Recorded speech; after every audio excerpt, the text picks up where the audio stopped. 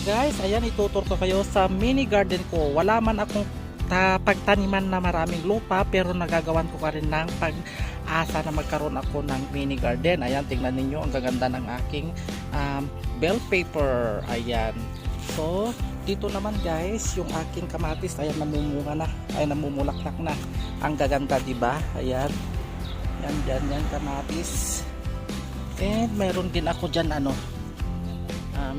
peppermint or ginagawa namin ito, nilalagay sa aming tea.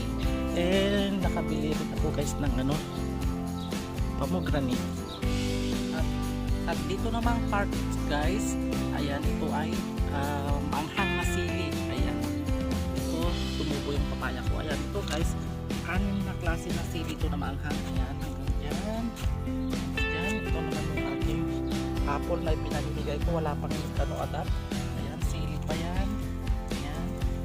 Ayan. At saka yan ang pinakamalaki. Ito guys yung parang heart ang bunga. Ayan, hanggang dyan yung ating sili. Ayan. Then dito naman guys, halo-halo na dito. Akala ko kasi hindi tutubo noon yung ampalaya kasi ang tagal, buwan ang inabot niyan.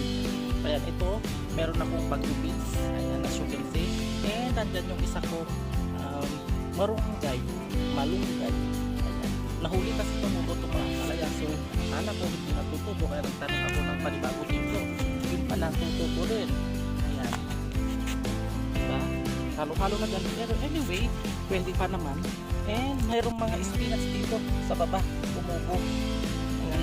Yung mustard. Ayan. Ayan. Time to transplant naman na itong mga marigold natin, halo-halo dyan. And nandyan naman yung ating mga porcelain na talaga giant, malalaki yung dahon.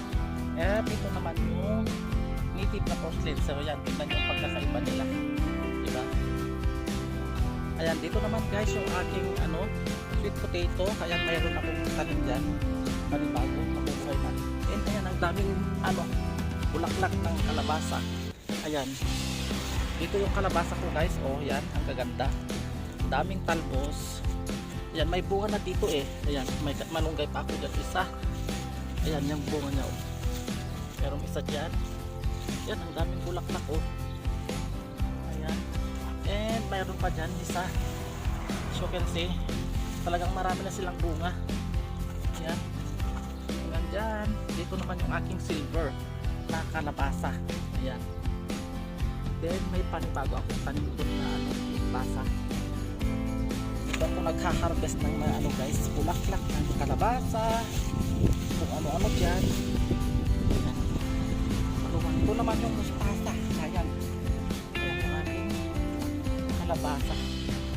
Dito. Ayan. May bulaklak pa dyan. Sinong may gusto ng bulaklak, ayan, puntahan nyo dito. Dami. Ito, papakat pa itong mga niya. Talbos. Ayan. So ito yung ating kalabasa guys.